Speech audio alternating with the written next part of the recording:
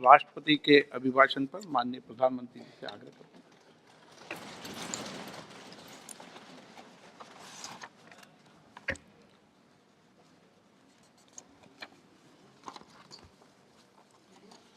माननीय अध्यक्ष जी, राष्ट्रपति जी के अभिभाषण पर धन्यवाद करने के लिए मैं उपस्थित हुआ हूं।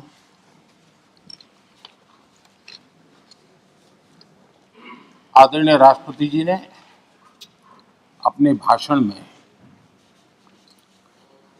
आत्मनिर्भर भारत को लेकर के और आकांक्षी भारत को लेकर के गत दिनों के जो प्रयास हैं उसके संबंध में विस्तार से बात कही है। मैं सभी आदरणीय सदस्यों का बहुत आभार व्यक्त करता हूं जिन्होंने इस महत्वपूर्ण भाषण पर अपनी टिप्पणी की, अपने विचार रखे।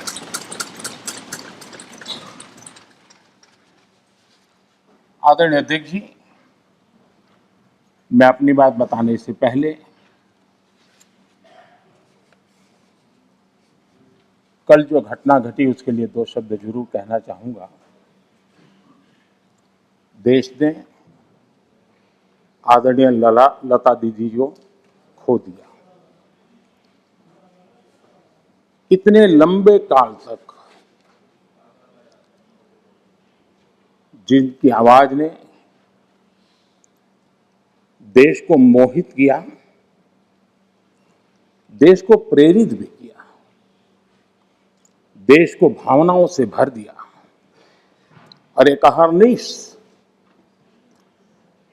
सांस्कृतिक धरोहर को मजबूत करते हुए और देश की एकता को भी करीब करीब 36 भाषाओं में उन्होंने गाया। ये अपने आप में भारत की एकता और अखंडता के लिए भी एक प्रेरक उदाहरण है। मैं आज आदरणीय लता दीदी जी को आदरपूर्वक श्रद्धांजलि देता हूं। आदरणीय अध्यक्ष जी, इतिहास इस बात का गवाह है कि द्वितीय विश्व युद्ध के बाद विश्व में बहुत बड़ा बदलाव आया। एक नया वर्ल्ड ऑर्डर जिसमें हम सब लोग जी रहे हैं। मैं साफ देख रहा हूं कि कोरोना काल के बाद विश्व एक नए वर्ल्ड ऑर्डर की तरफ, नई व्यवस्थाओं की तरफ बहुत तेजी से आगे बढ़ रहा है। एक ऐसा टर्निंग पॉइंट है कि हम लोग एक भारत के रूप में इस अवसर को गंवाना नहीं चाहिए। मेन टेबल पर भारत की आवाज भी बुलंद रहनी चाहिए। भारत ने एक लीडरशिप रोल के लिए अपने आप को कम नहीं आंकना चाहिए और इस परिप्रेक्ष्य में आजादी का अमृत महोत्सव, आजादी के 75 साल अपने आप में एक प्रेरक अवसर है। उस प्रेरक अवसर को लेकर के, नए संकल्पों को लेकर के देश जब आजादी के 100 साल मनाएगा तब तक हम पूरे सामर्थ्य से, पूरी शक्ति से, पूरे समर्पण से, पूरे संकल्प से देश को उस जगह पर लेके पहुंचेंगे। ये संकल्प का समय है। आदरणीय अध्यक्ष जी, बीते वर्षों में देश ने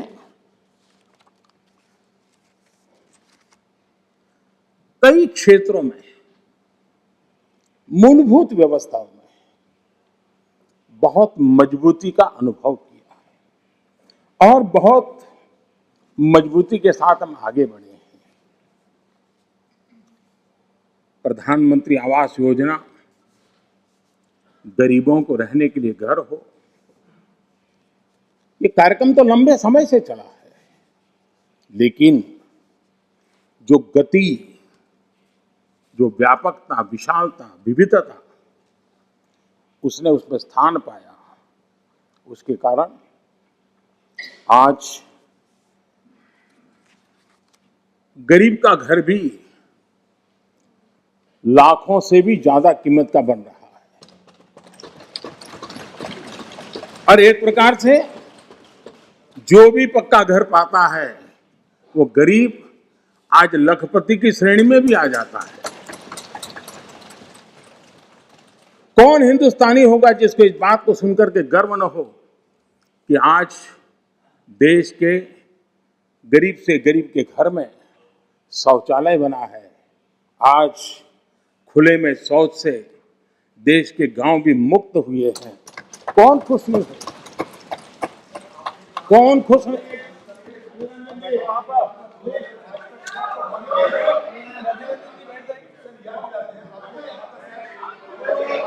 तरीका ठीक नहीं है।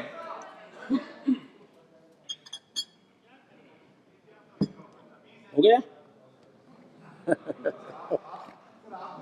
प्लीज अधीर जी, मैं बैठने के लिए तैयार हूं।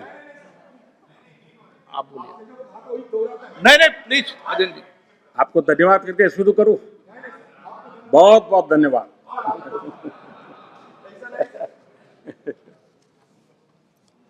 आपका प्यार अजरा अमर रहे।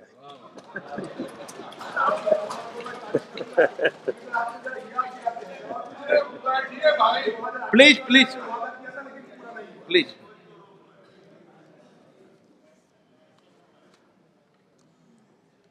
आजादी के इतने सालों के बाद गरीब के घर में भी जब रोशनी होती है तो उसकी खुशियां देश की खुशियों को ताकत देती हैं।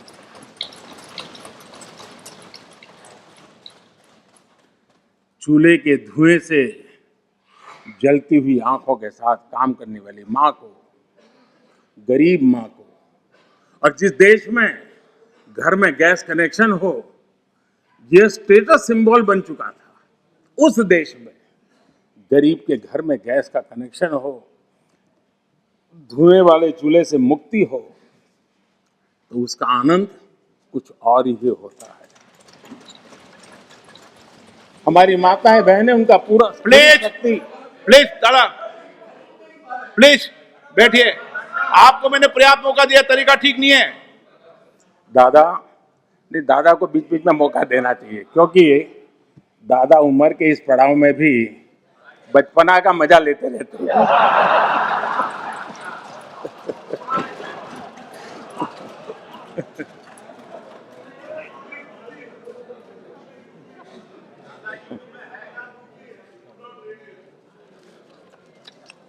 आज गरीब का बैंक में अपना खाता हो,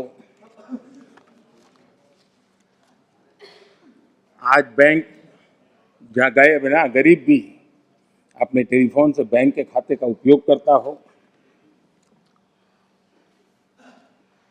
सरकार के द्वारा दिए गई राशि सीधी डायरेक्ट बेनिफिट ट्रांसफर के तहत उसके खाते में पहुंचती हो,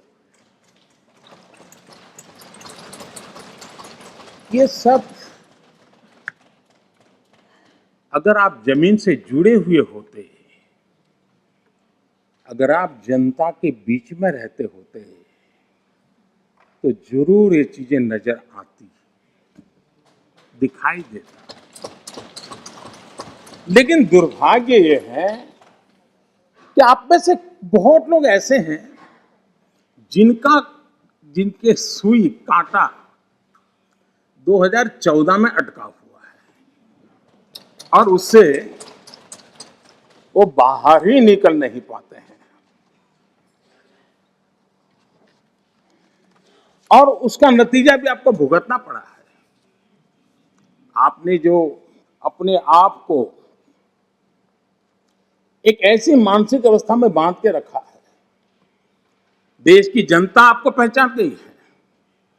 कुछ लोग पहले पहचान गए, कुछ लोग देर से पहचान रहे और कुछ लोग आने वाले समय में पहचानने वाले हैं। अब देखिए, आप जब इतना सारा लंबा उपदेश देते हैं तब भूल जाते हैं 50 साल तक कभी आपने भी देश में यहां बैठने का सौभाग्य प्राप्त किया था। और क्या कारण है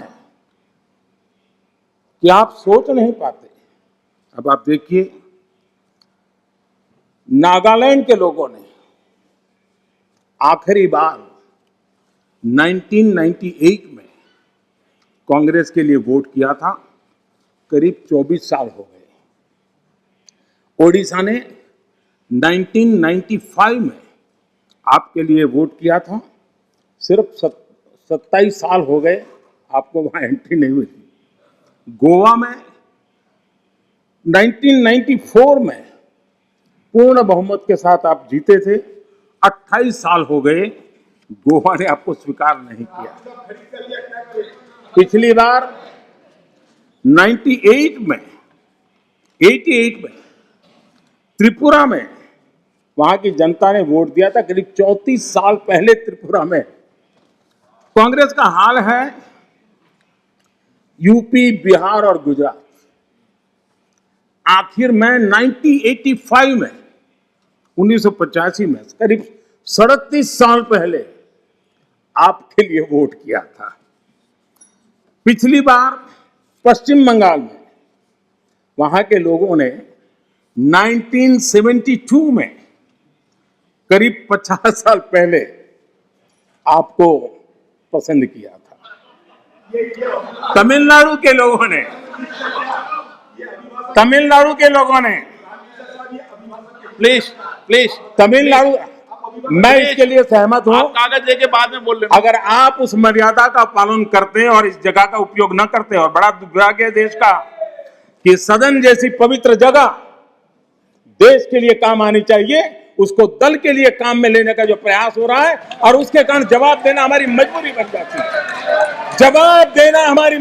जाती है।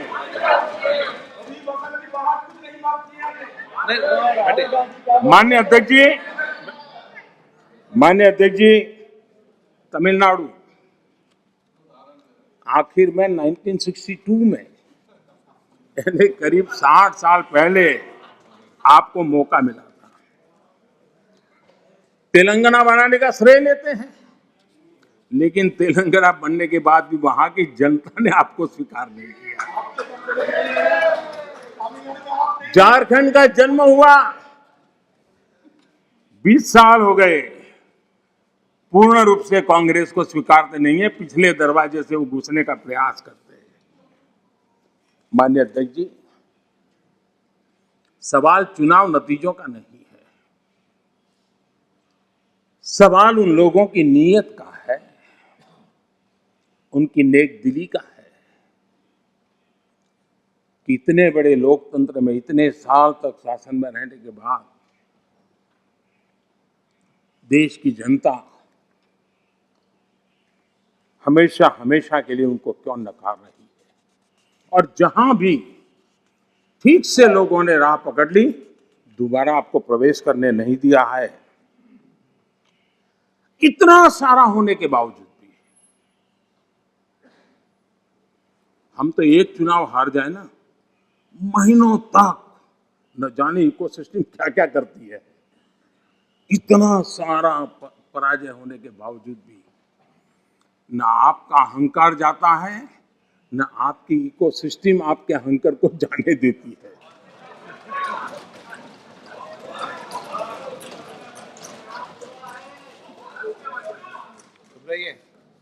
इस बार अधीर रंजन जी बहुत सारे शेर सुना रहे थे। चलिए, मौका मैं भी ले लूं। और जब अहंकार की बात मैं कर रहा हूं तब तो मुझे कहना ही पड़ेगा, वो जब दिन को रात कहें तो तुरंत मान जाओ, वो जब दिन को रात कहें तो तुरंत मान जाओ, नहीं मानोगे तो वो दिन में नकाब ओढ़ लेंगे। जरूरत हुई, जरूरत हुई, प्लीज आप जरूरत हुई तो हकीकत को थोड़ा बहुत मरोड़ लेंगे। वो मगरूर है, खुद की समझ पर बेइंतहा। उन्हें आईना मत दिखाओ, इन्हें आईना मत दिखाओ, वो आईने को भी तोड़ देंगे।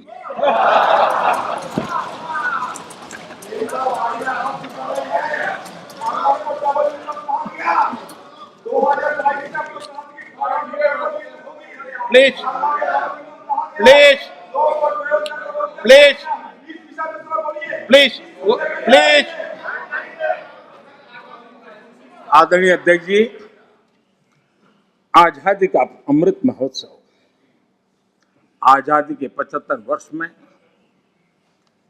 आज देश आजादी का अमृत महोत्सव मना रहा है और देश अमृत काल में प्रवेश कर रहा है।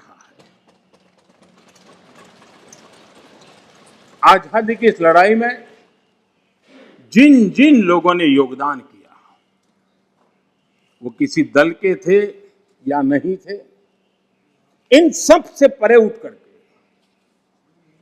देश के लिए जीने मरने वाले लोग, देश के लिए जवानी खपाने वाले लोग, ये हर किसी को स्मरण करने का, पुण्य स्मरण करने का अवसर है और उनके सपनों को याद करते हुए कुछ संकल्प लेने का अवसर है। आदरणीय अध्यक्ष जी,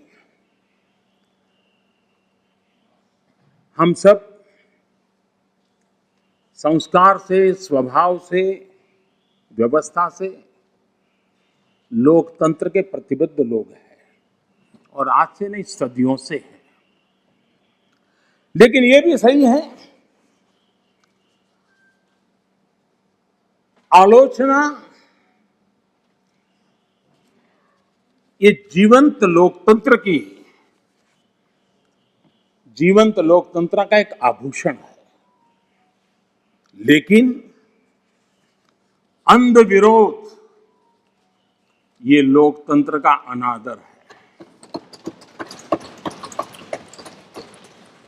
सबका प्रयास, इस भावना से भारत ने जो कुछ हासिल किया है, अच्छा होता उसे खुले मन से स्वीकार किया गया होता, उसका स्वागत किया होता, उसका गौरवगान करते। बीते 2 सालों में 100 साल का सबसे बड़ा वैश्विक महामारी का संकट पूरी दुनिया की मानव जात झेल रही है।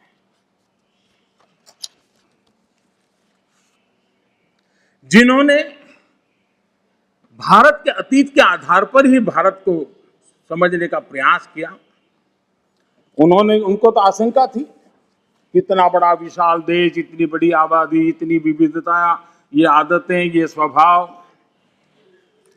शायद ये भारत इतनी बड़ी लड़ाई नहीं लड़ पाएगा, भारत अपने आप को बचा नहीं पाएगा, यही उनकी सोच थी। लेकिन आज स्थिति क्या है? मेड इन इंडिया कोविड टीके, कोविड वैक्सीन दुनिया में सबसे प्रभावी है। आज भारत 100% पहली डोज इस लक्ष्य के निकट करीब करीब पहुंच रहा है और लगभग 80% सेकंड डोज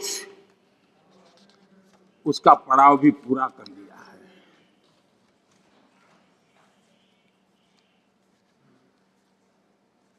माननीय अध्यक्ष जी, कोरोना एक वैश्विक महामारी थी, लेकिन उसे भी दलगत राजनीति के लिए उपयोग में लाया जाए, क्या ये मानवता के लिए अच्छा है? भारत जैसे आपको मैं प्लीज प्लीज माननीय अध्यक्ष जी, मैंने प्लीज अधीर रंजन जी आपको पर्याप्त समय प्राप्त। माननीय अध्यक्ष जी,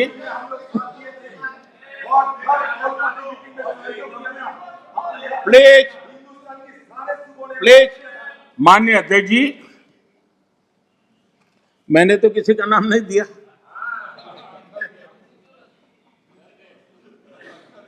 कोई भी टोपी पहन लेने की क्या जरूरत है जी?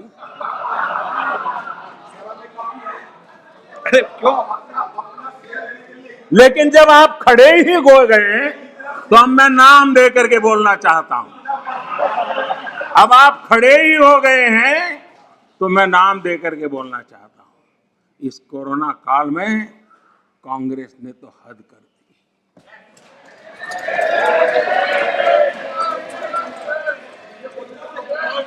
पहली लहर के दौरान मौका दूंगा आपको, प्लीज।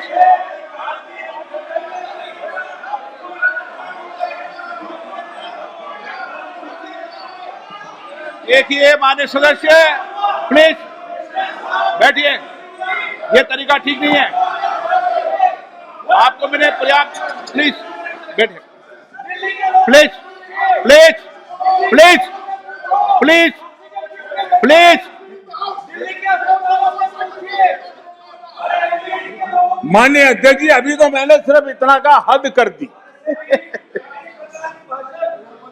प्लीज, पहली लहर के दौरान आपको मैंने देश जब पर्याप्त अवसर दिया था। लॉकडाउन का पालन कर रहा था, जब WHO दुनिया भर के लोगों को सलाह देता था, सारे हेल्थ एक्सपर्ट कह रहे थे कि जो जहां है वहीं पर रुके।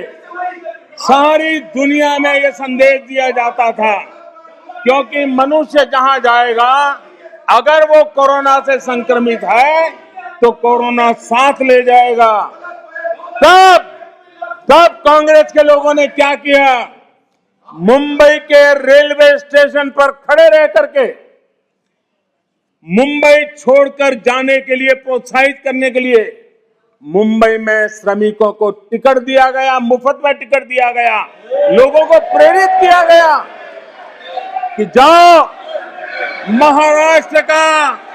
महाराष्ट्र में हमारे पर जो बोझ है वो जरा कम हो, और जाओ तुम उत्तर प्रदेश के हो, तुम बिहार के हो, जाओ वहां कोरोना फैलाओ। आपने ये बहुत बड़ा पाप किया, अफरा तफरी का माहौल खड़ा कर दिया।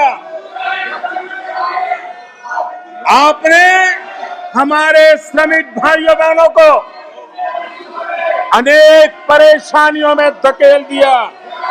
और माननीय अध्यक्ष जी, उस समय दिल्ली में ऐसी सरकार थी जो है, उस सरकार ने तो जीप पर माइक बांध करके दिल्ली की झुग्गी झोपड़ी में गाड़ी घुमा करके लोगों को कहा संकट बड़ा है, भागो, गांव जाओ, घर जाओ, और दिल्ली से जाने के लिए बसें दी, आधे रास्ते छोड़ दिया और श्रमिकों को लिए अनेक मुसीबतें पैदा की। और उसका कारण हुआ कि यूपी में, उत्तराखंड में, पंजाब में जिस कोरोना की इतनी गति नहीं थी, इतनी तीव्रता नहीं थी, इस पाप के कारण कोरोना ने वहां भी अपनी लपेट में ले लिया। माननीय अध्यक्ष जी, ये कैसी राजनीति है? मानव जात पर संकट के समय ये कैसी राजनीति है? ये दलगत राजनीति कब तक चलेगी? आदरणीय अध्यक्ष जी, कांग्रेस के इस आचरण से सिर्फ मैं ही नहीं, पूरा देश अचंभित है। 2 साल से देश 100 साल के सबसे बड़े संकट से मुकाबला जूझ कर रहा है।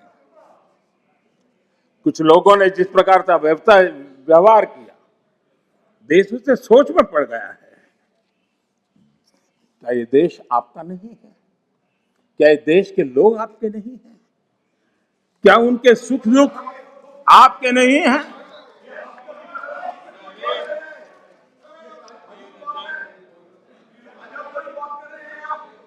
इतनी बड़ी संकट आया, कई राजनीतिक दल के नेता जरा आत्मनिरीक्षण करें। इतने राजनीतिक दल के नेता जो जनता के माने हुए नेता अपने आप को मानते हैं, उन्होंने लोगों को रिक्वेस्ट की हो, अपील की हो, भाई कोरोना का एक ऐसा संकट है, वैश्विक महामारी है, आप मास्क पहनो, हाथ धोना रखो, 2 गज की दूरी रखो। कितने नेता हैं? क्या ये बार बार देश की जनता को अगर कहते तो उसमें कोई बीजेपी की सरकार को क्या फायदा होने वाला था? मोदी को क्या फायदा होने वाला था? लेकिन इतने बड़े संकट में भी इतना सा पवित्र काम करने से भी चूक गए। इसलिए माननीय अध्यक्ष जी, कुछ लोग हैं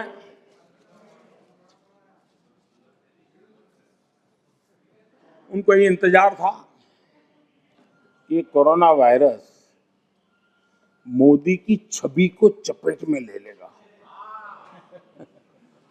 बहुत इंतजार किया और कोरोना ने भी आपके धैर्य की बड़ी कसौटी की है। आए दिन आप लोग औरों को नीचा दिखाने के लिए महात्मा गांधी का नाम लेते हैं। महात्मा गांधी की स्वदेशी की बात, इसको बार बार दोहराने में हमें कौन रोकता है? अगर मोदी वोकल फॉर लोकल कहता है, मोदी ने कहा इसलिए शब्दों को छोड़ दो भाई, लेकिन क्या आप नहीं चाहते हैं देश आत्मनिर्भर बने? जिस महात्मा गांधी के आदर्शों की बात करते हैं, तब भारत में इस अभियान को ताकत देने में, जुड़ने में आपका क्या जाता था? उसका नेतृत्व आप लीजिए। महात्मा गांधी जी के स्वदेश के निर्णय को आगे बढ़ाइए, देश का भला होगा। और हो सकता है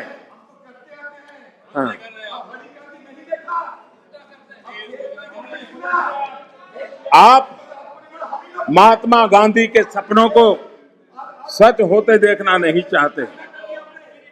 माननीय अध्यक्ष जी, आज पूरी दुनिया योग के लिए, एक प्रकार से कोरोना में तो योग ने दुनिया भर में जगह बना ली। दुनिया भर में कौन हिंदुस्तानी होगा जिसको योग के लिए गर्व ना हो? आपने उसका भी मजाक उड़ाया, उसका भी विरोध किया। अच्छा होता आप लोगों को कहते भाई संकट में घर में है, ये योगा कीजिए, आपको फायदा होगा। क्या नुकसान था? फिट इंडिया मूवमेंट चले, देश का नौजवान सशक्त हो, सामर्थ्यवान हो। आपको मोदी से विरोध हो सकता है। फिट इंडिया मूवमेंट, आपके राजनीतिक दलों के छोटे छोटे युवा मंच होते हैं। अगर हम सब ने मिलकर के अगर इस फिट इंडिया के द्वारा देश की युवा शक्ति को इस सामर्थ्य की तरफ आगे बढ़ने के लिए कहते, लेकिन उसका भी विरोध, उसका भी उपहास, यानी क्या हो गया है आपको मुझे समझ नहीं आ रहा है। और इसलिए मैं आज इसलिए कहता हूं आपको ध्यान में आए कि आप कहां खड़े हैं जी। और मैंने इतिहास बताया, 60 साल के लेकर 15 साल तक पूरा कालखंड, इतने राज्य, कोई आपको घुसने नहीं दे रहा है। माननीय अध्यक्ष जी, कभी कभी मैं ये विषय बहुत प्यार से कह रहा हूं, नाराज मत हो जाना।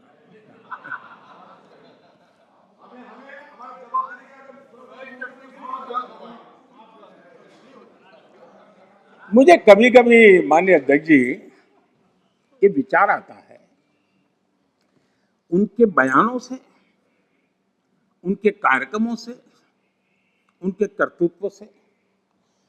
जिस प्रकार से आप बोलते हैं, जिस प्रकार से मुद्दों से जुड़ते हैं, ऐसा लगता है कि आपने मन बना लिया है कि 100 साल तक सत्ता में नहीं आना है।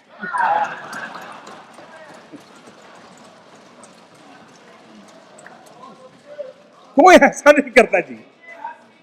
थोड़ी सी भी आशा होती, थोड़ा सा भी लगता हाँ यार देश की जनता फिर से फुलहार करेगी, तो ऐसा नहीं करते। और इसलिए खैर अब आपने ही तय कर लिया 100 साल के लिए, तो फिर मैंने भी तैयारी कर ली है।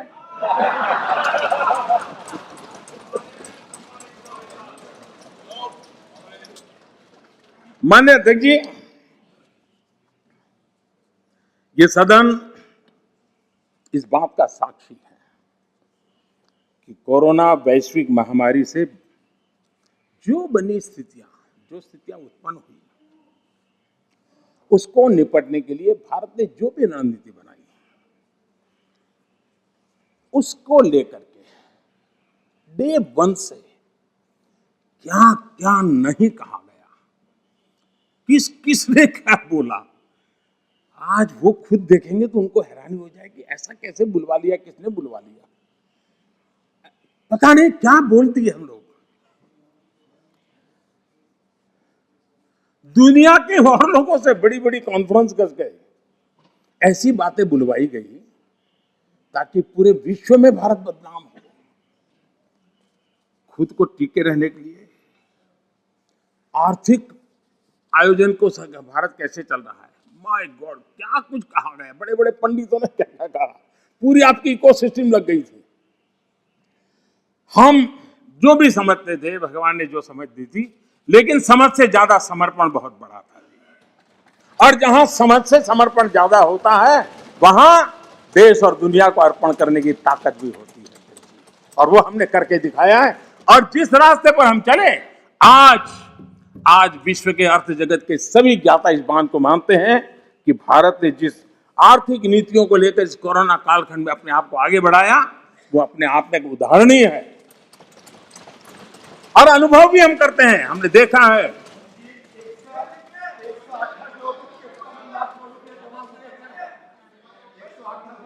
माननीय जी, भारत आज दुनिया की, माननीय अध्यक्ष जी, भारत आज दुनिया की जो बड़ी इकोनॉमीज है, उसमें सबसे तेजी से विकसित हो रही बड़ी अर्थव्यवस्था है।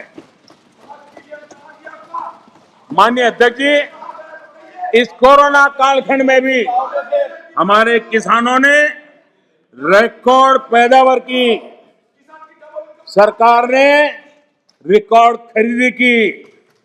दुनिया के अनेक देशों में जहां खाने का संकट पैदा हुआ, और आपको पता होगा 100 साल पहले जो आपदा आई थी, उसके जो रिपोर्ट है उसमें ये बात कही गई है कि बीमारी से मरने वालों की जैसी तादाद है, वैसी भूख से मरने वालों की भी बड़ी तादाद है। उस समय के 100 साल पहले की रिपोर्ट में है। इस देश ने किसी को भूख से मरने नहीं दिया।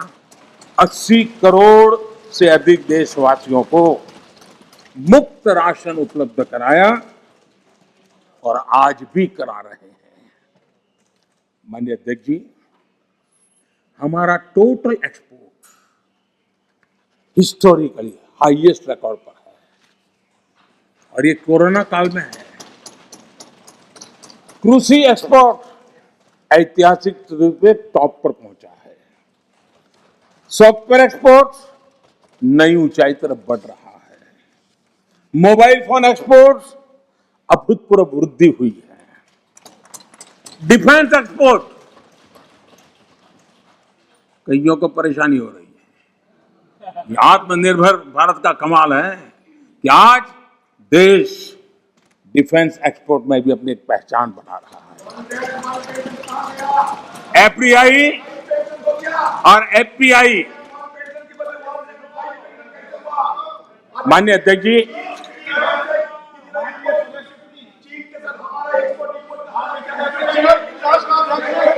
सदस्य एक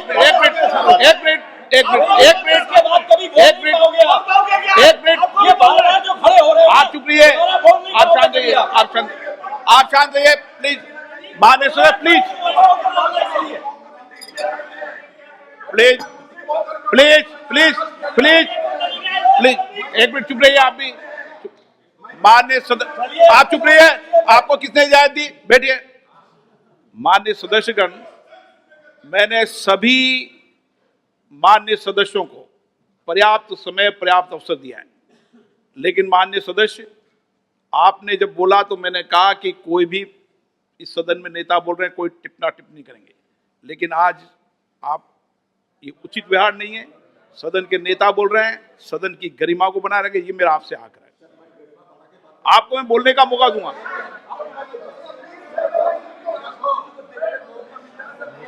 ठीक है, आप बैठिए, आपको मौका नहीं दिया मैंने। माननीय प्रधानमंत्री प्लीज, माननीय दादा आपको मौका नहीं।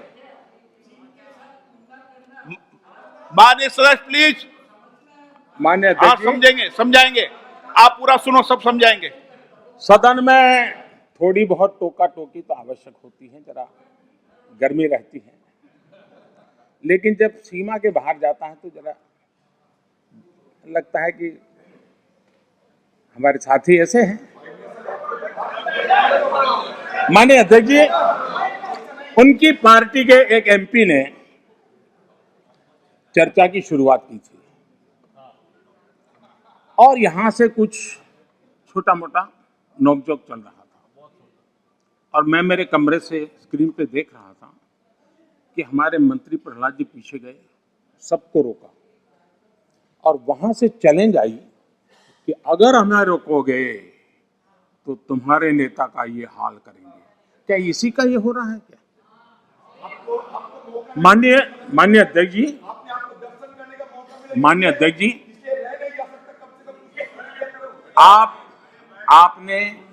आपको हर एक को अपना सीआर सुधारने की कोशिश तो करनी चाहिए और मैं मानता हूं जितना किया है उससे आपका सीआर ठीक हो गया है। जिन लोगों को रजिस्टर करना है आपके इस पराक्रम को कर लिया है जी, ज्यादा क्यों कर रहे हो? इस सत्र में तो कोई आपको नहीं निकालेगा, विश्वास करो। इस सत्र में आपको कोई निकालने का नहीं, मैं आपको गारंटी देता हूं।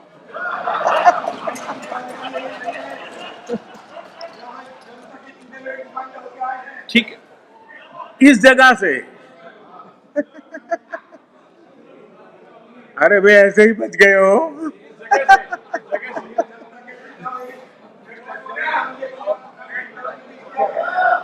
माननीय अध्यक्ष जी, एफडीआई और एफपीआई का रिकॉर्ड निवेश आज भारत में हो रहा है। रिन्यूएबल एनर्जी के क्षेत्र में आज हिंदुस्तान दुनिया के टॉप 5 कंट्रीज में है।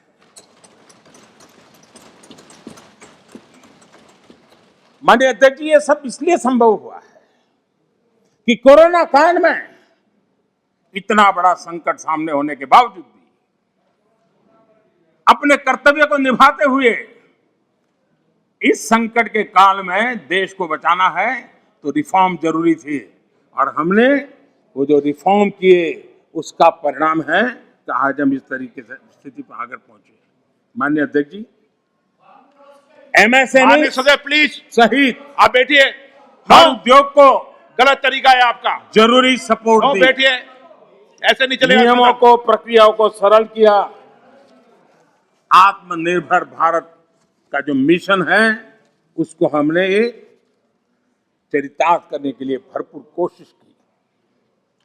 ये सारी उपलब्धियां ऐसे हालत में देश ने हासिल की हैं जब अंतर्राष्ट्रीय स्तर पर आर्थिक जगत में बहुत बड़ी उथल पाथल आज भी चल रही है।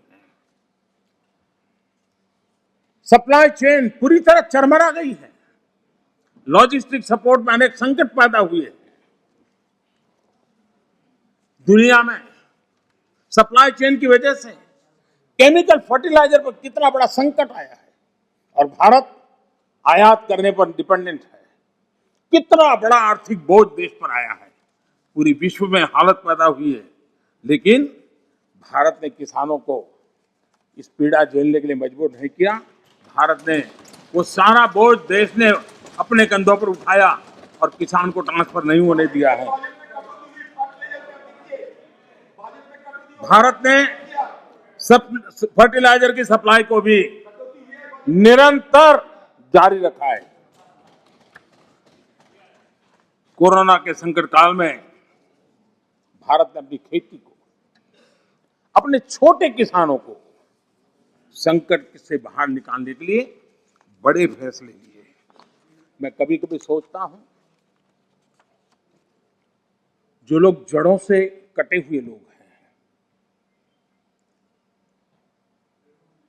2-2, 4-4 पीढ़ी से महलों में बैठने की आदत हो गई है, वो देश के छोटे किसानों की क्या समस्या है वो समझ ही नहीं पाए। उनके अगल बगल में जिन किसानों की उनकी पहुंच थी, उससे आगे देख नहीं पाए हैं। और मैं कभी ऐसे लोगों को पूछना चाहता हूं कि छोटे किसानों के प्रति आपकी इतनी नफरत क्यों है? क्या आप छोटे किसानों के कल्याण के लिए आप रोड़े अटकाते रहते हो? छोटे किसानों को इस संकट में डालते हो। माननीय अध्यक्ष जी, अगर गरीबी से मुक्ति चाहिए तो हमें हमारे छोटे किसानों को मजबूत बनाना होगा। ग्रामीण अर्थव्यवस्था को मजबूत बनाना है तो हमारे छोटे किसानों को मजबूत बनाना होगा। अगर हमारा छोटा किसान मजबूत होता है, छोटी सी जमीन होगी, 2 हेक्टेयर की भूमि होगी, तो भी उसको आधुनिक करने का वो प्रयास करेगा, नया सीखने का प्रयास करेगा, और उसकी ताकत आएगी तो देश की अर्थरचना को भी ताकत मिलेगी। और इसलिए आधुनिकता के लिए छोटे किसानों की तरफ ध्यान देने का हमारा प्रयास है। लेकिन छोटे किसानों के प्रति जिन लोगों के मन में नफरत है, जिन्होंने छोटे किसानों के दुख दर्द नहीं जाना है, उनको किसानों के नाम पर अपनी राजनीति करने का कोई हक नहीं बनता है। माननीय अध्यक्ष जी, इस बात को हमें समझना होगा। सैकड़ों वर्षों का गुलामी कालखंड,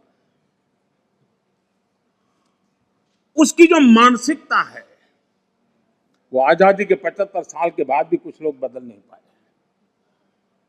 ये गुलामी की मानसिकता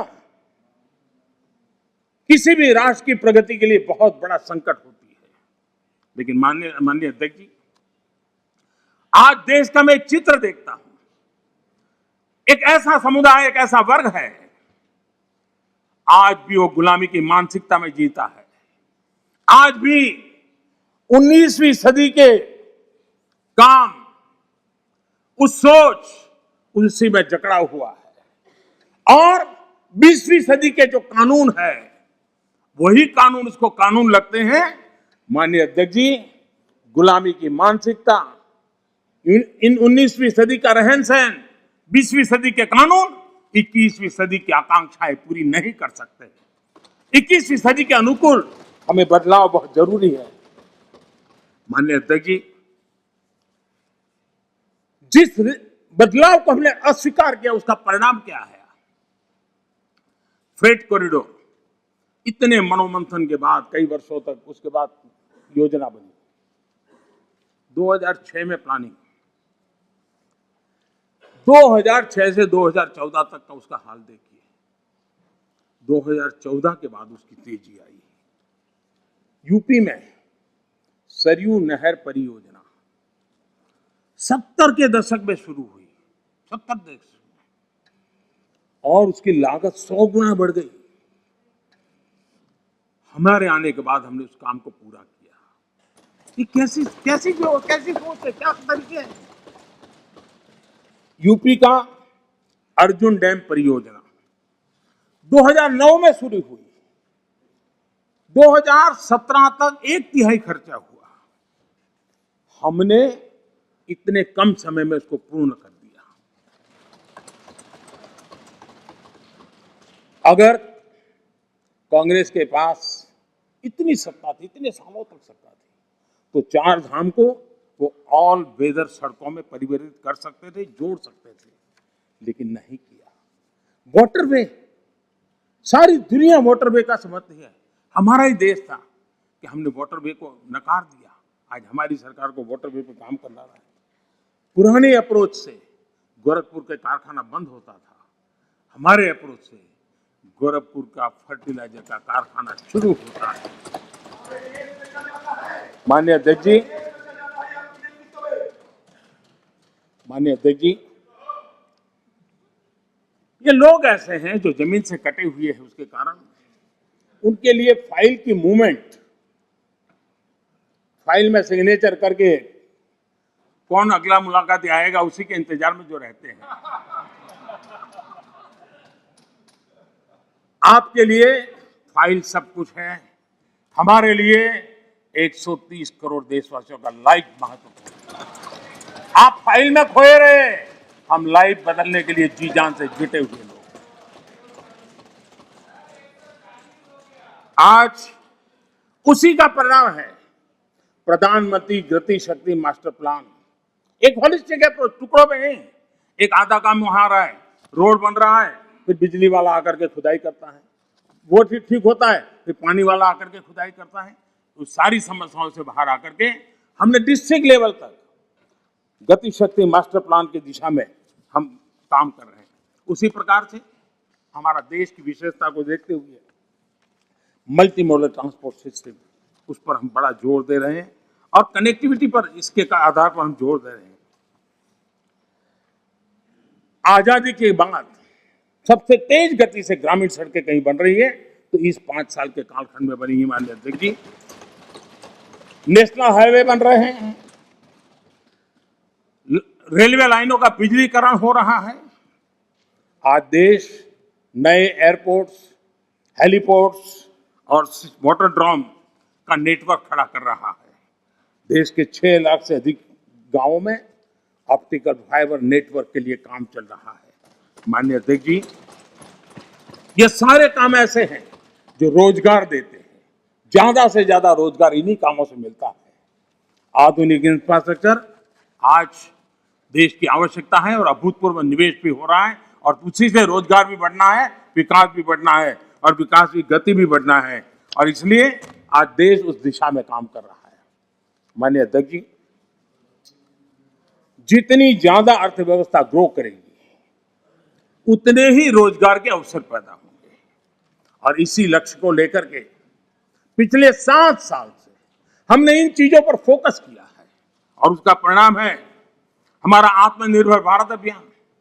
मैन्युफैक्चरिंग हो या सर्विस सेक्टर हो, हर सेक्टर में हमारा उत्पादन बढ़ रहा है। आत्मनिर्भर भारत अभियान के हम आज ग्लोबल वैल्यू चेन के हिस्से बन रहे हैं। ये अपने आप में भारत के लिए एक अच्छी निशानी है। हमारा बड़ा फोकस एमएसएमई और टेक्सटाइल जैसे लेबर इंसेंटिव सेक्टर्स में है। एमएसएमई की परिभाषा में सुधार, एमएसएमई की परिभाषा में हमने सुधार करके उसको भी नए अवसर दिए हैं। अपने छोटे उद्योगों को सुरक्षित करने के लिए, एमएसएमई के लिए सरकार ने इस कोरोना के विकट कालखंड में 3 लाख करोड़ रुपए की विशेष योजना भी शुरू की और उसका लाभ हमारे एमएसएमई सेक्टर को मिला है। और इसका बहुत बढ़िया स्टडी एसबीआई ने किया है। एसबीआई का स्टडी कहता है कि 13.5 लाख एमएसएमई इस योजना के कारण बर्बाद होने से बच गए हैं। एसबीआई का स्टडी कहता है 1.5 करोड़ नौकरियां बची हैं और करीब 14% एमएसएमई लोन्स के कारण एनपीए होने की जो संभावना थी उससे बच गए हैं।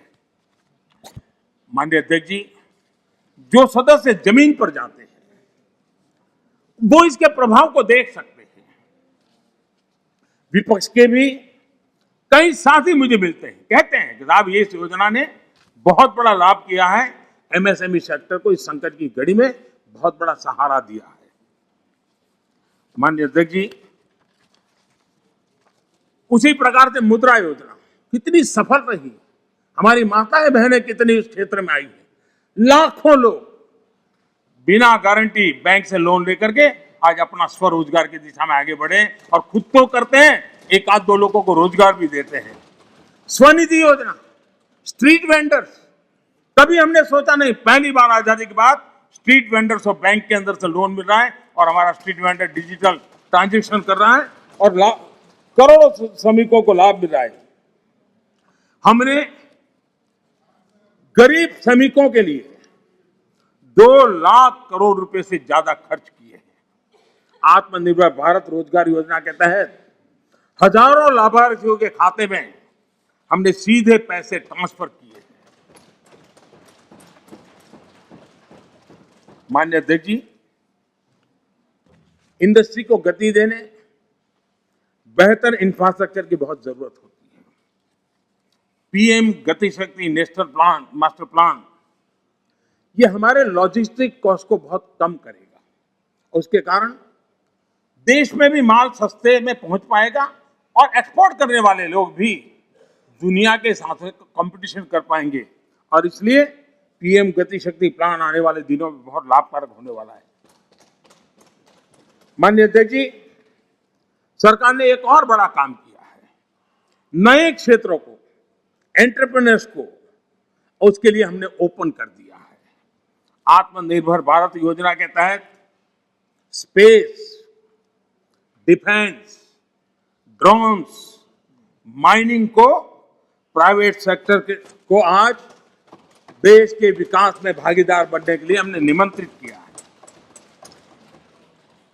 देश में एंटरप्रेन्योर्स के लिए बेहतर माहौल बनाने के लिए सिंपल टैक्स सिस्टम की शुरुआत, हजारों कंप्लायंसेस हमारे देश में आदत ऐसी हुई, हर डिपार्टमेंट ये लाओ, वो लाओ, ये कागज लाओ, वो नाम लाओ, वो सारा करीब 25,000 कंप्लायंसेस हमने खत्म किए हैं।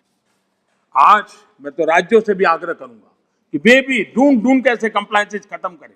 देश के नागरिकों को परेशानी हो रही है, उसको समझे हम लोग। आज देश में इस प्रकार के बैरियर्स हटाए जा रहे हैं। डोमेस्टिक इंडस्ट्री को लेवल प्ले फील्ड देने के लिए एक के बाद एक कदम हम उठाते जा रहे हैं। माननीय अध्यक्ष जी, आज देश उस पुरानी अवधारणा से बाहर निकल रहा है। हमारे देश में सोच बन गई कि सरकार ही भाग्य विधाता है, तुम्हें सरकार पर ही निर्भर रहना पड़ेगा, तुम्हारी आशा अपेक्षाएं कोई पूरी नहीं कर सकता है, सरकार ही करेगी, सब कुछ सरकार देगी। ये हम लोगों ने इतना ईगो पाल के रखा था और उसके कारण देश के सामर्थ्य को भी चोट पहुंची है।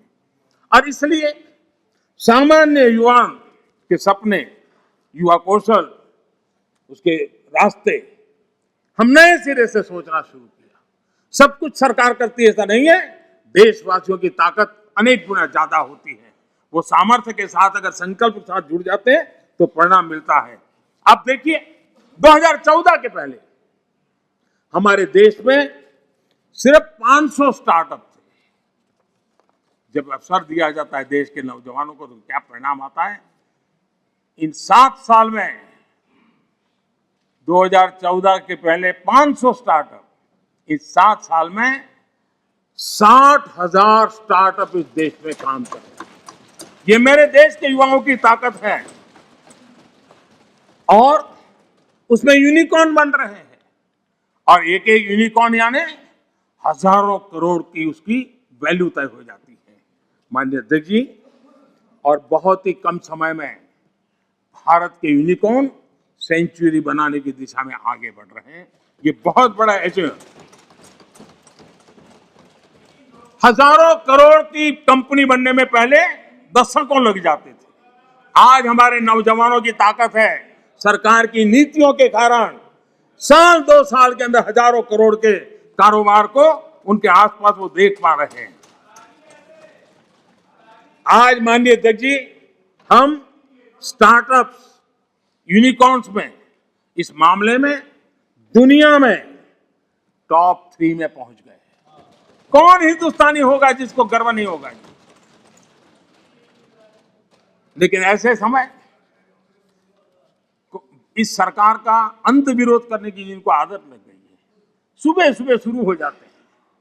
और यहां मैंने देखा हमारे अजय रंजन जी कह रहे थे, क्या रखा है, मोदी मोदी मोदी मोदी करते रहते हो, है यही कर रहे थे। हाँ, सब लोग मोदी मोदी मोदी बोल रहे हैं, आप क्यों बोल रहे हैं?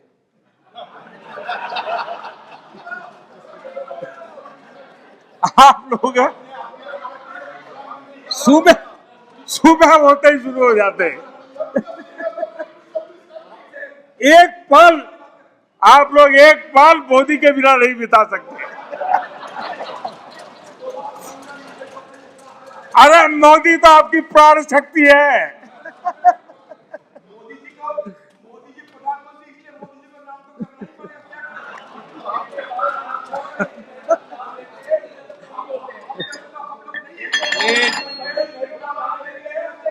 एक बोल रहे हैं ना,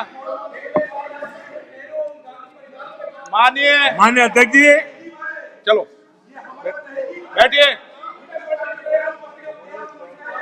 कुछ लोग देश के नौजवानों को, देश के एंटरप्रेन्योर्स को, देश के वेल्थ क्रिएटर्स को, उनको डराने में आनंद आता है, उनको भयभीत करने में आनंद आता है, उनको गुमराह करने में आनंद आता है। देश का नौजवान उनकी बातें सुन नहीं रहा है, इसके कारण देश आगे बढ़ रहा है। माननीय अध्यक्ष जी, आज जो यूनिकॉर्न है, यही उसमें से कुछ मल्टीनेशनल कंपनियां बनने का सामर्थ्य रखती है। लेकिन कांग्रेस में ऐसे लोग बैठे हैं जो कहते हैं, जो हमारे उद्यमी हैं उनके लिए कहते हैं, और आपको भी जानकर के आश्चर्य होगा, क्या कहते हैं?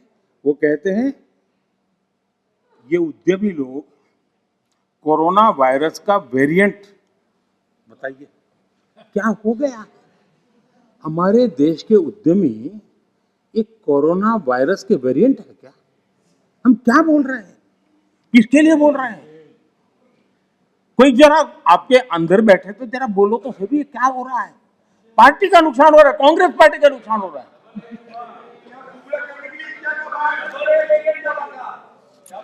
माननीय अध्यक्ष जी, जो इतिहास के जो लोग इतिहास से सबक नहीं लेते हैं, वो इतिहास में खो जाते हैं। माननीय अध्यक्ष जी, ये मैं इसलिए कह रहा हूं, जरा 60 से 80 का दायका, 60 से 80 का दायका, उनके सभी प्रमुख लोग उसमें आ जाते हैं जो देश का नेतृत्व करते थे। उस कालखंड की बात कर रहा हूं। 60 से 80 के दशक में क्या नैरेटिव होता था? कांग्रेस के ही सत्ता साथी, कांग्रेस के साथ रह करके सुख भोगने वाले लोग, ये वही लोग पंडित नेहरू जी की सरकार को और श्रीमती इंदिरा गांधी जी की सरकार को क्या कहते थे? ये तो टाटा बिरला की सरकार है, इस सरकार को तो टाटा बिरला चला रहे हैं। 60 से 80 दशक तक यही बातें बोली जाती थी, नेहरू जी के लिए बोली जाती थी, इंदिरा जी के लिए बोली जाती थी, और आपने उनके साथ भागीदारी की सत्ता में, लेकिन उनकी आदतें भी ले ली, आप भी उसी भाषा को बोल रहे हो। मैं देख रहा हूं आप इतने नीचे गए हो, इतने नीचे गए हो। हां, मुझे लगता है कि आज पंचिंग बैग बदल गया है, लेकिन आपकी आदत नहीं बदली है। मुझे विश्वास है यही लोग सदन में कहने की हिम्मत करते थे, बाहर तो बोलते ही थे, जहां मौका मिले चुप नहीं रहते थे। वो कहते हैं मेक इन इंडिया हो ही नहीं सकता है। बताओ, इसमें आनंद आ रहा है?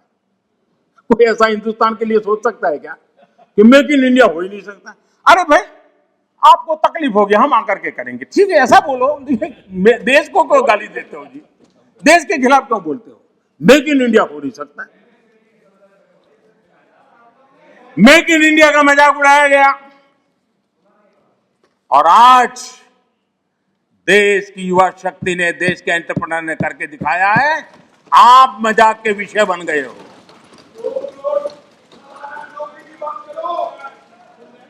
और मेक इन इंडिया की सफलता आप लोगों को कितना दर्द दे रही है, ये मैं भली भांति समझ पा रहा हूं। माननीय अध्यक्ष जी, मेक इन इंडिया से कुछ लोगों को तकलीफ इस बात के लिए है क्योंकि मेक इन इंडिया का मतलब है कमीशन के रास्ते बंद। मेक इन इंडिया का मतलब है भ्रष्टाचार के रास्ते बंद। मेक इन इंडिया का मतलब है तिजोरी भरने के रास्ते बंद। और इसलिए मेक इन इंडिया का ही विरोध करो। भारत के लोगों के सामर्थ्य को नजरअंदाज करने का पाप, देश के लघु उद्यमियों के सामर्थ्य का अपमान, देश के युवाओं का अपमान, देश की इनोवेटिव क्षमता का अपमान।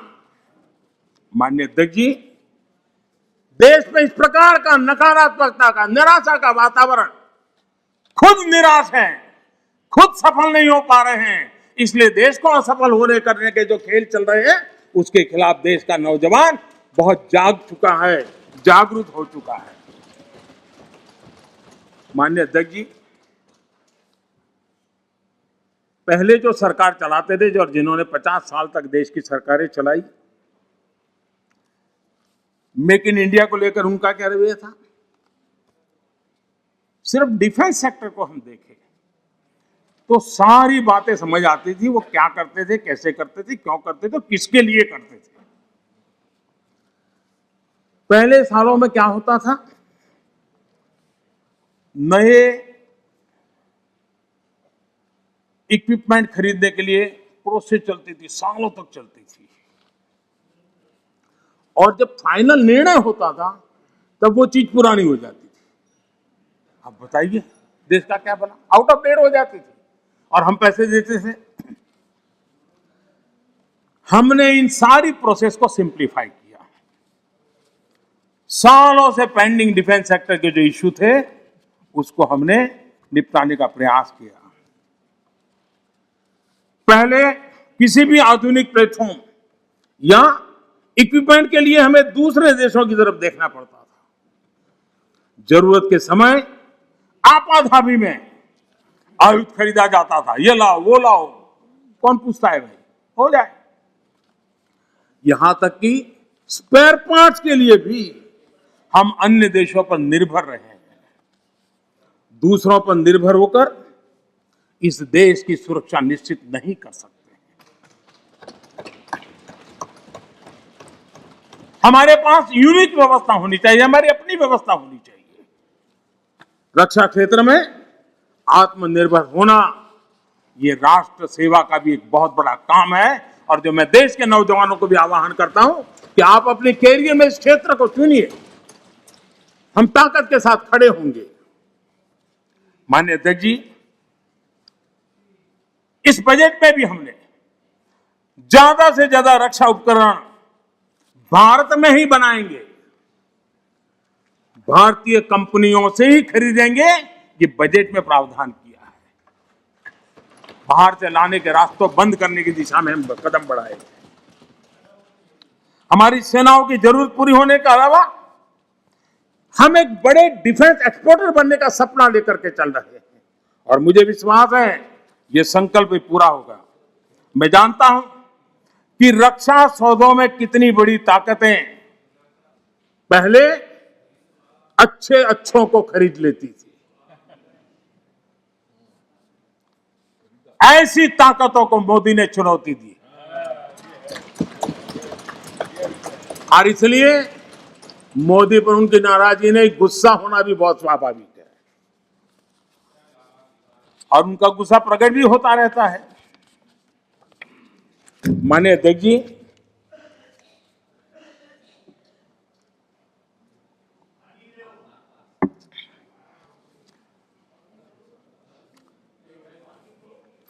विपक्ष के हमारे कुछ साथियों ने यहां महंगाई का मुद्दा भी उठाया। अच्छा लगता, देश का भी भला होता अगर आपकी ये चिंता तब भी होती जब कांग्रेस के नेतृत्व में यूपीए की सरकार थी। ये दर्द उस समय भी होना चाहिए था। आप शायद भूल गए हैं, मैं जरा आपको याद दिलाना चाहता हूं। कांग्रेस सरकार के आखिरी 5 सालों में लगभग पूरे कार्यकाल में देश को डबल डिजिट महंगाई की मार झेलनी पड़ी थी। हमारे आने से पहले ये स्थिति थी। कांग्रेस की नीतियां ऐसी थी कि सरकार खुद मानने लगी थी कि महंगाई उसके नियंत्रण से बाहर है। 2011 में तत्कालीन वित्त मंत्री जी ने लोगों से बेशर्मी के साथ कह दिया था कि महंगाई कम करने के लिए किसी अलादीन के जादू की उम्मीद न करें। ये आपके नेताओं की असंवेदनशीलता। हमारे चिदंबरम जी, जो कि इन दिनों इकोनॉमी पर अखबारों में लेख लिखते हैं, जब सरकार में थे तब क्या कहते थे? उस समय के नेता क्या कह रहे थे आपके? वो कहते थे, 2012 में उन्होंने कहा था कि लोगों को 15 रुपये की पानी की बोतल और 20 रुपये की आइसक्रीम खरीदने में तकलीफ नहीं होती, लेकिन गेहूं चावल पर 1 रुपया बढ़ जाए तो बर्दाश्त नहीं के होता। ये आपके नेताओं के बयान, यानी महंगाई के प्रति कितना असंवेदनशील रवैया था, ये चिंता का कारण है। माननीय अध्यक्ष जी, महंगाई देश के सामान्य मानवी से सीधा जुड़ा हुआ मुद्दा है और हमारी सरकार ने, एनडीए सरकार ने पहले दिन से सतर्क और संवेदनशील रह करके इस मसले को बारीकाई से हैंडल करने का प्रयास किया है।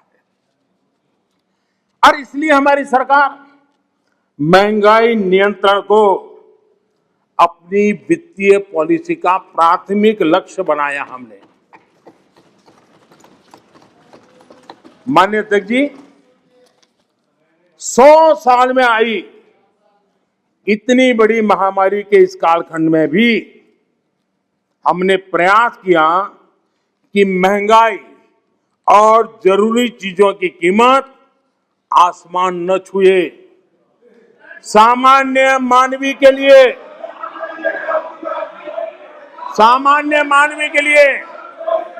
दादा, आपके काम की बात है। अरे आपके काम की बात है, मजा लो रहे हैं, आपके काम आएगा। थोड़ा भी आगे जाऊंगा तो आपके काम आएगा।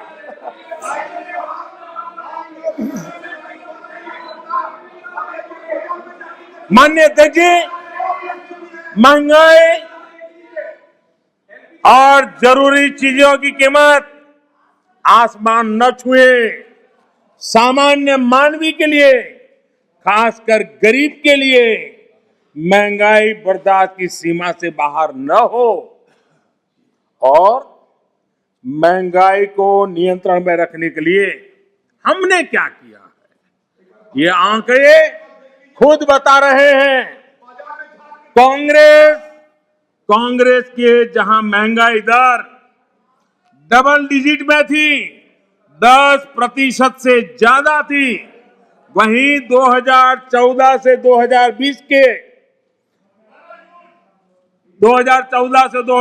तक महंगाई 5% से कम रही है। 5% से कम रही है। कोरोना के बावजूद आपको मैं बोलने देना चाहता हूं तो कि आगे आपकी मजा होने वाली है, जरा इंतजार करो, आ रहा हूं। कोरोना के बावजूद इस साल महंगाई 5.2% रही है और उसमें भी फूड इन्फ्लेशन 3% से कम रही है।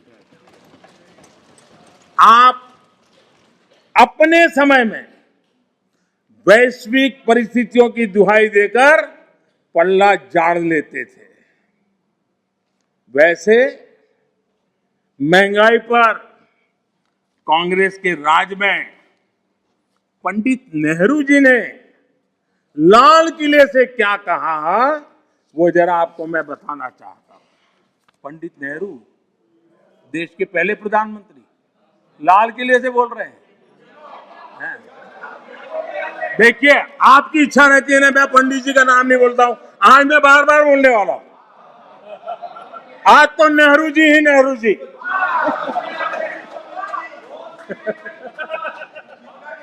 मजा लीजिए आज। आपके नेता कहेंगे मजा आ गया।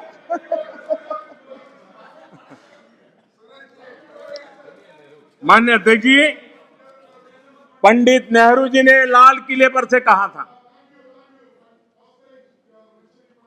और ये उस जमाने में कहा गया था, तब ग्लोबलाइजेशन इतना नहीं था, नाम मात्र का भी नहीं था।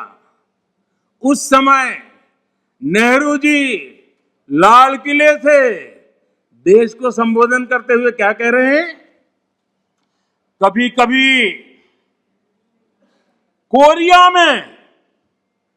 कोरिया में लड़ाई भी हमें प्रभावित करती है। इसके चलते वस्तुओं की कीमतें बढ़ जाती है।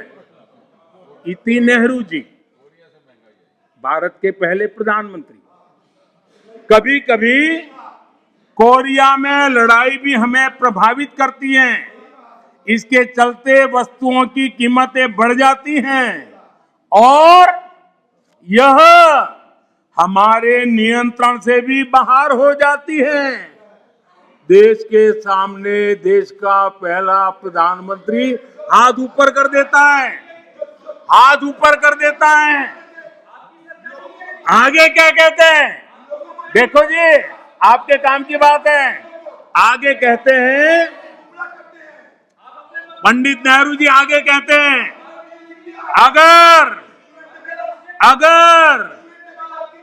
अगर अमेरिका में भी कुछ हो जाता है तो इसका असर भी वस्तुओं की कीमत पर पड़ता है। सोचिए तब महंगाई की समस्या कितनी गंभीर थी कि नेहरू जी को लाल किले से देश के सामने हाथ ऊपर करने पड़े थे। नेहरू जी तब कहा था, माननीय अध्यक्ष जी, अगर कांग्रेस सरकार आज सत्ता में होती, क्या देश का नसीब है? देश बच गया।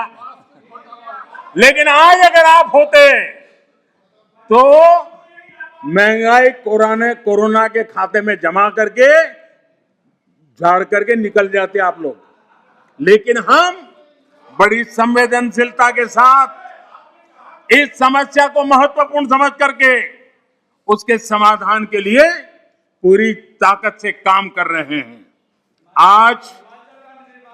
आज दुनिया में अमेरिका और ओईसीडी जैसे देशों में, अमेरिका और ओईसीडी देशों में महंगाई 7% है, करीब 7%। लेकिन माननीय अध्यक्ष जी, हम किसी पर ठीकरा फोड़ करके भाग जाने वालों में से नहीं है। हम ईमानदारी से प्रयास करने वालों में लोग हैं, जिम्मेवारी के साथ देशवासियों के साथ खड़े रहने वाले लोग हैं। माननीय अध्यक्ष जी, इस सदन में गरीबी कम करने के भी बड़े बड़े आंकड़े दिए गए, लेकिन एक बात भूल गए,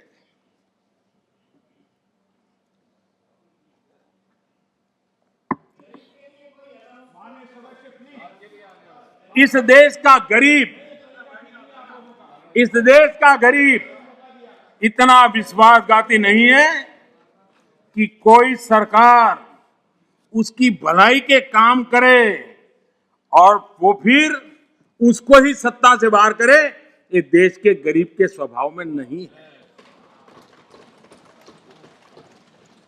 आपकी ये दुर्दशा इसलिए आई क्योंकि आपने मान लिया था कि नारे देकर के गरीबों को अपनी चुंगाल में फंसाए रखोगे, लेकिन गरीब जाग गया, गरीब आपको जान गया। इस देश का गरीब इतना जागरूक है कि आपको 44 सीटों पर समेट दिया, 44 सीट पे लाकर के रोक दिया। कांग्रेस 1971 से गरीबी हटाओ के नारे पर चुनाव जीतती रही थी। 40 साल बाद गरीबी तो हटी नहीं, लेकिन कांग्रेस सरकार ने नई परिभाषा दे दी। माननीय अध्यक्ष जी, देश के नौजवानों ने इन बातों को जानना बहुत जरूरी है। और अध्यक्ष जी, आप देखिए कि ये डिस्टर्ब तब करते हैं कि उनको अंदाज आता है चोट बड़ी गहरी होने वाली है। उनको मालूम है कि मुसीबत में फंसे हैं आज, और कुछ लोग बोल करके भाग जाते हैं और झेलना ऐसे बेचारों को पड़ता है।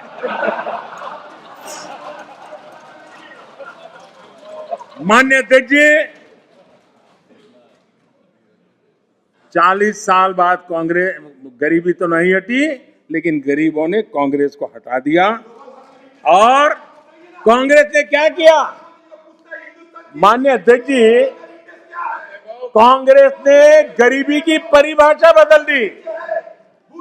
2013 में एक ही झटके में उन्होंने कागज पे कमाल करके 17 करोड़ गरीब लोगों को अमीर बना दिया।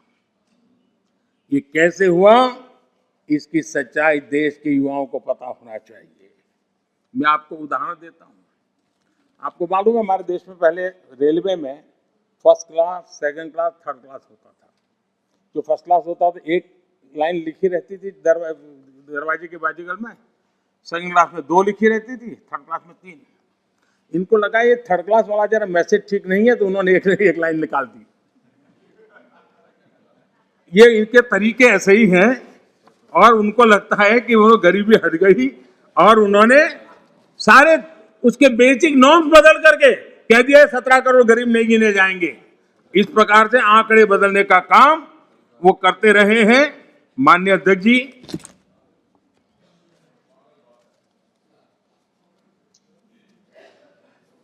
यहां कुछ तात्विक मुद्दों को उठाने की कोशिश की। मैंने तो समझने की बहुत कोशिश की, शायद कोई समझ पाया हो ऐसा तो मुझे अभी कोई मिला नहीं है, लेकिन जो को समझ पाया होगा तो मैं समझने के लिए तैयार हूं। ऐसे कुछ बातें सुनता हूं तो। माननीय अध्यक्ष जी, सदन में राष्ट्र को लेकर बातें हुई, ये बातें हैरान करने वाली है। मैं मेरी बात रखने से पहले एक बात दोहराना चाहता हूं, और मैं कोट कर रहा हूं।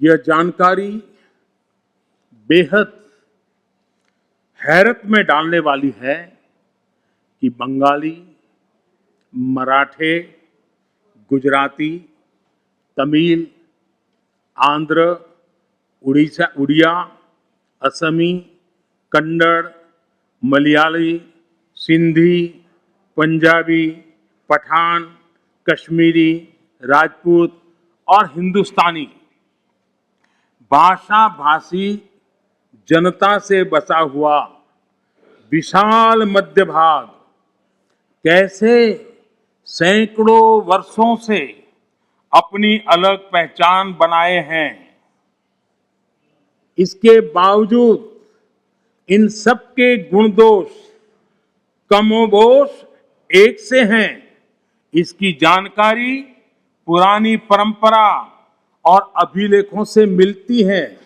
साथ ही इस पूरे दौरान वे स्पष्ट रूप से ऐसे भारतीय बने रहे जिनकी राष्ट्रीय विरासत एक ही थी और उनकी नैतिक और मानसिक विशेषताएं भी समान थी। एक कोटेशन है। अध्यक्ष महोदय, हम भारतीयों की इस विशेषता को बताते हुए इस कोटेशन में दो शब्द गौर करने वाले हैं, राष्ट्रीय विरासत। और ये कोट पंडित नेहरू जी का है। ये बात कही थी नेहरू जी ने और अपनी किताब भारत की खोज में है। हमारी राष्ट्रीय विरासत एक है, हमारे नैतिक और मानसिक विशेषताएं एक है। क्या बिना राष्ट्र के ये संभव है? इस सदन का ये कहकर भी अपमान किया गया कि हमारे संविधान में राष्ट्र शब्द नहीं आता।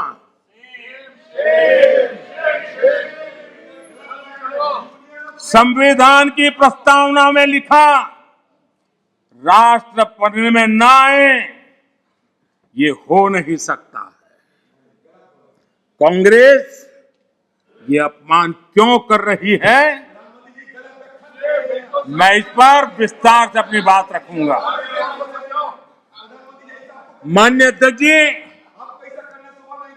राष्ट्र कोई सत्ता या सरकार की व्यवस्था नहीं है। माननीय अध्यक्ष जी, हमारे लिए राष्ट्र एक जीवित आत्मा है।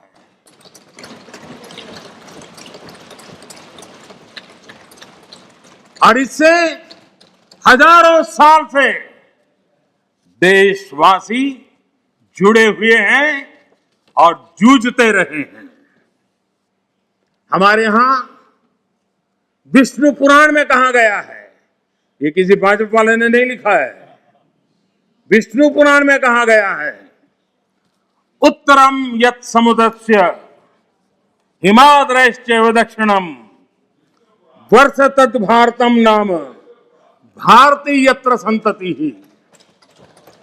यानी समुद्र के उत्तर में और हिमालय के दक्षिण में जो देश है उसे भारत कहते हैं तथा उनकी संतानों को भारती कहते हैं।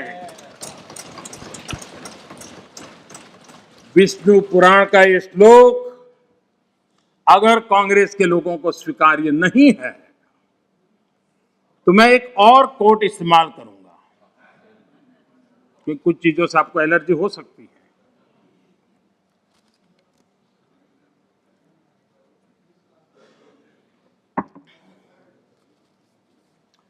मैं कोट कह रहा हूं, एक क्षण आता है मगर इतिहास में विरल ही आता है जब हम पुराने से बाहर निकलकर नए युग में कदम रखते हैं। जब एक युग समाप्त हो जाता है, जब एक देश की लंबे समय से दबी हुई आत्मा मुक्त होती है। ये भी नेहरू जी के ही बोल है। आखिर किस नेशन की बात नेहरू जी कर रहे थे जी? ये नेहरू जी कह रहे हैं। और माननीय अध्यक्ष जी, यहां तमिल सेंटिमेंट को आग लगाने की भारी कोशिश की गई। राजनीति के लिए कांग्रेस की जो परंपरा अंग्रेजों के विरासत में आई दिखती है, तोड़ो तोड़ो तोड़ो और राज करो, तोड़ो और राज करो, बांटो और राज करो। लेकिन मैं आज तमिल भाषा के महाकवि, माननीय अध्यक्ष जी, तमिल भाषा के महाकवि और स्वतंत्र सेनानी आदरणीय सुब्रमण्यम भारती ने जो लिखा था, मैं यहां दोहराना चाहता हूं। तमिल भाषी लोग मुझे क्षमा करें, मेरे उच्चारों में कोई गलती हो तो, लेकिन मेरा आदर और मेरी भावना में कोई कमी नहीं है। सुब्रमण्यम भारती जी ने कहा था, मन्नुम इमय मलय एंगल मलय पन्नरुम उपनिट नुलेंगल दुले पार मिसे एधोरु नुल इधु पोले पोन निलोर भारत नांडेगल नाडे कोट रुवोम इक्ते इमक किलेडे। इसका भावार्थ जो उपलब्ध है वो इस तरह का है। सुब्रमण्यम भारती जी कहते हैं, जो उन्होंने तमिल भाषा में कहा है उसको मैं अनुवाद, जो भाव मुझे उपलब्ध हुआ है मैं कह रहा हूं। सम्मानित जो सकल विश्व में, सम्मानित जो सकल विश्व में महिमा जिनकी बहुत रही है, महिमा जिनकी बहुत रही है, अमर ग्रंथ से वे सभी हमारे, अमर ग्रंथ वे सभी हमारे, उपनिषदों का देश यही है। सुब्रमण्यम भारती कह रहे हैं, गाएंगे यस हम सब इसका, गाएंगे यस हम सब इसका, यह है स्वर्णिम देश हमारा, यह है स्वर्णिम देश हमारा। आगे कौन जगत में हमसे, आगे कौन जगत में हमसे, यह है भारत देश हमारा, यह है भारत देश हमारा। ये सुब्रमण्यम भारती जी की कविता का भाव है। ये वो संस्कृति है। और मैं आज तमिल के सब नागरिकों को सैल्यूट करना चाहूंगा।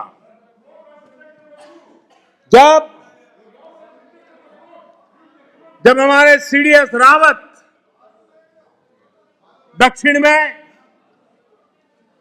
हेलीकॉप्टर के अकस्मात में उनका निधन हुआ और जब उनका बॉडी तमिलनाडु में हवाई अड्डे की तरफ ले जाने के लिए रास्ते पर गुजर रहा था, मेरे तमिल भाई, मेरी तमिल बहनें लाखों की संख्या में घंटों तक कतार में खड़ी रही थी रोड पर, कोई सूचना नहीं, संदेश नहीं, इंतजार करते खड़ी रही थी।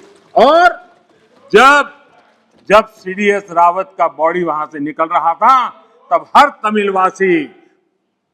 तमिलवासी गौरव के साथ हाथ ऊपर कर करके आंख में आंसू के साथ कहता था, वीर वणक्कम, वीर वणक्कम, वीर वणक्कम, ये मेरा देश है।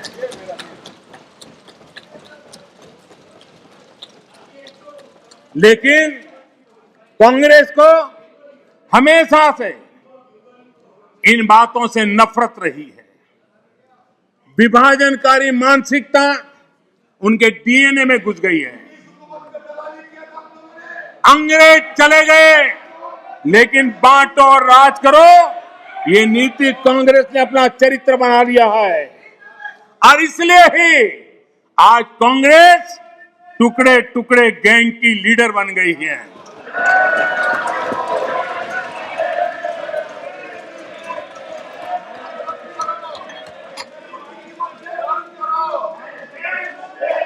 माननीय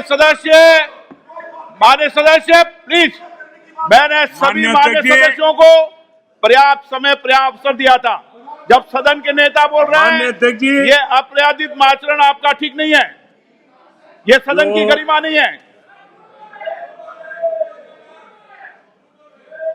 जो लोकतंत्र की प्रक्रिया से हमें रोक नहीं पा रहे हैं, वो यहां अनुशासनहीनता करके हमें रोकने की कोशिश कर रहे हैं। लेकिन इसमें भी विफलता मिलेगी, इसमें भी विफलता मिलेगी।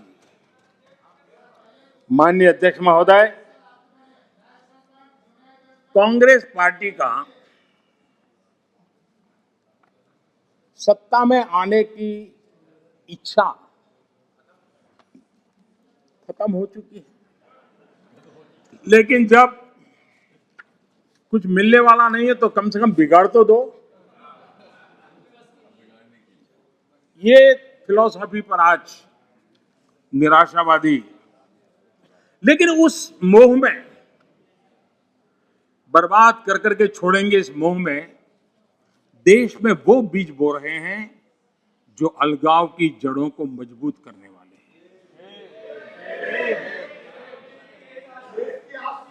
सदन में ऐसी बातें हुई कि जिसमें देश के कुछ लोगों को उकसाने का भरपूर प्रयास किया गया। अगर पिछले 7 साल से कांग्रेस के हर कारनामे, हर गतिविधि उसको बारीकी से देखेंगे तो हर चीज को अगर धागे में बांध करके देखेंगे तो इनका गेम प्लान क्या है वो बिल्कुल समझ में आता है, और वो ही मैं आज उनका खुला कर रहा हूं। माननीय अध्यक्ष जी, आपका गेम प्लान कोई भी हो,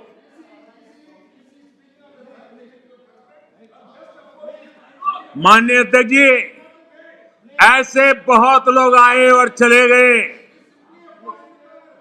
लाखों कोशिशें की गई, अपने स्वार्थवश की गई, लेकिन ये देश अजरा अमर है। इस देश को कुछ नहीं हो सकता। आने वालों को, इस प्रकार की कोशिश करने वालों को हमेशा कुछ न कुछ गंवाना पड़ा है। ये देश एक था, श्रेष्ठ था।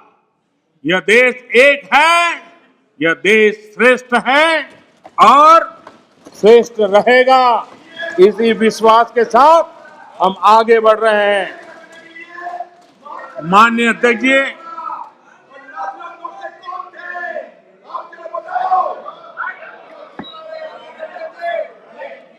माननीय अध्यक्ष जी, माननीय अध्यक्ष जी, यहां कर्तव्यों की बात करने पर भी ऐतराज जताया गया है। उससे भी कुछ लोगों को पीड़ा हुई है कि देश का प्रधानमंत्री कर्तव्य की बात क्यों करता है, कर्तव्य की चर्चा हो रही है। किसी बात को समझ के अभाव से या बद इरादे से विकृति से घड़ देना, विवाद खड़ा कर देना ताकि खुद लाइमलाइट में रहे। मैं हैरान हूं, अचानक कांग्रेस को अब कर्तव्य की बात चुभने लगी है। आप लोग, अजय रंजन जी, आप बैठिए, आप बैठिए। अरे आपकी जिंदगी बोलते रह रहे हैं, आपका वही काम है। माननीय अध्यक्ष जी, माननीय अध्यक्ष जी, आप लोग, माननीय अध्यक्ष जी, आप लोग कहते रहते हैं कि मोदी जी नेहरू जी का नाम नहीं लेते हैं, तो आज मैं आपकी मुराद बराबर पूरी कर रहा हूं, आपकी प्यास बुझा रहा हूं। देखिए, कर्तव्यों के संबंध में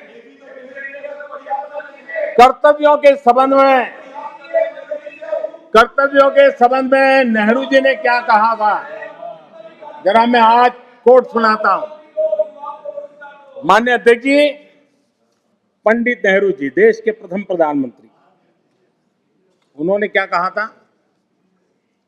मैं आपसे फिर कहता हूं, मैं कोट कर रहा हूं,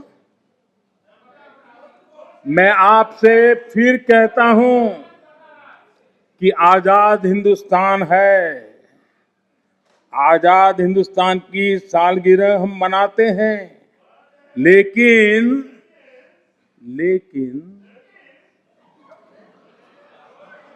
आ गया समझ? सीखो, सीखने में काम आएगा, तैयारी करो। लेकिन आजादी के साथ जिम्मेदारी होती है, और कर्तव्य को ही दूसरे शब्दों में जिम्मेदारी कहते हैं। इसलिए कोई समझ ना हो तो मैं समझा दूं, कर्तव्य को दूसरे शब्दों में जिम्मेदारी कहते हैं। अब ये पंडित नेहरू का कोट है, मैं आपसे फिर कहता हूं कि आजाद हिंदुस्तान है, आजाद हिंदुस्तान की सालगिरह हम मनाते हैं, लेकिन आजादी के साथ जिम्मेदारी होती है। जिम्मेदारी, कर्तव्य खाली हुकूमत की नहीं, जिम्मेदारी हर एक आजाद शख्स की होती है। और अगर आप उस जिम्मेदारी को महसूस नहीं करते, अगर आप समझते नहीं, तब पूरी तौर पर आप आजादी के माने नहीं समझे और आप आजादी को पूरी तौर से बचा नहीं सकते हैं। ये कर्तव्य के लिए देश के प्रथम प्रधानमंत्री पंडित नेहरू जी ने कहा था, लेकिन आप उसको भी भूल गए, आप उसको भी भूल गए। माननीय अध्यक्ष जी, मैं सदन का ज्यादा समय लेना नहीं चाहता हूं, अब वो भी थक गए हैं। माननीय अध्यक्ष जी,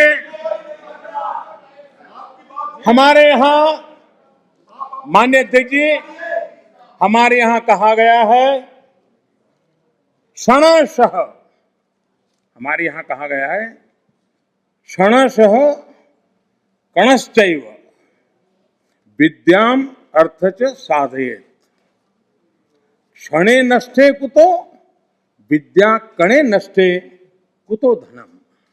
अर्थात विद्या, ज्ञान के लिए एक एक पल महत्वपूर्ण होता है। संपत्ति संसाधनों के लिए एक एक कण जरूरी होता है। एक एक क्षण बर्बाद करके ज्ञान हासिल नहीं किया जा सकता और एक एक कण बर्बाद किया गया, छोटे छोटे संसाधनों का समुचित प्रयोग नहीं किया गया तो संसाधन व्यर्थ हो जाते हैं। मैं कांग्रेस और उसके सहयोगियों से कहूंगा, आप ये मंथन जरूर कीजिए कि कहीं आप इतिहास के इस महत्वपूर्ण अहम क्षण को नष्ट तो नहीं कर रहे हैं। मुझे सुनाने के लिए, मेरी आलोचना करने के लिए, मेरे दल को कोसने के लिए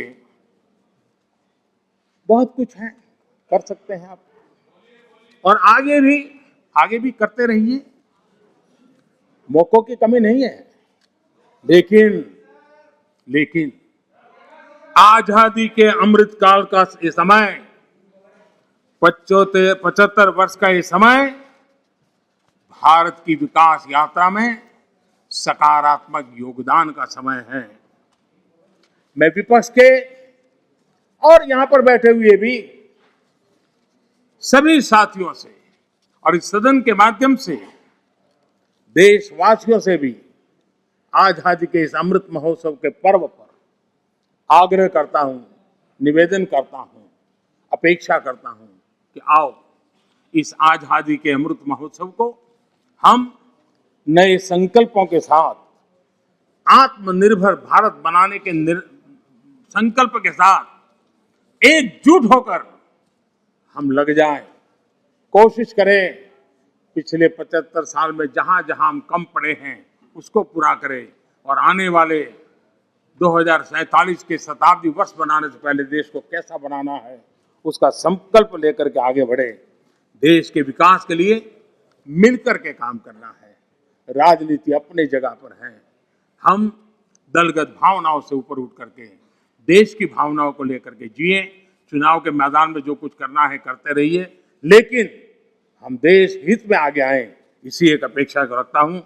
आजादी के 100 वर्ष जब होंगे, ऐसे ही सदन में जो लोग बैठे होंगे वो जरूर चर्चा करेंगे कि ऐसी मजबूत नींव पर, ऐसी प्रगति के पर पहुंची हुई 100 साल की उस यात्रा के बाद देश ऐसे लोगों के हाथ में जाए ताकि उनको आगे ले जाने का मन कर दे।